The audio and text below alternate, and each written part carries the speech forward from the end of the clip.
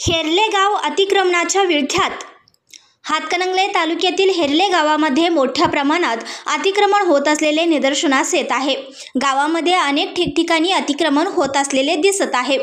शिवसेना कोपऱ्याजवळ रस्त्यावर बाजार भरत असल्याने वाहनास जाण्यास कोंडी निर्माण होत आहे। या विषयावर अनेक ग्रामसभा वादळी स्वरूपात झाल्या, पण अजून यावर कोणताही निर्णय झालेला दिसून येत नाही। हेरले गावात अनेक घरांचे बांधकाम सुरू असून त्या बांधकामाचे मटेरियल रस्त्यावर व गटारीवर टाकण्यात येते, त्यामुळे गटारी तुंबून राहिल्या आहेत। तसेच खडी क्रेशर रस्त्यावर टाकत असल्याने वाहन स्लिप होऊन अनेकांना दुखापत होत आहेत। बाहेरून आलेल्या जावयाने अतिक्रमण करून घरे देखील बांधण्यास सुरुवात केली आहे।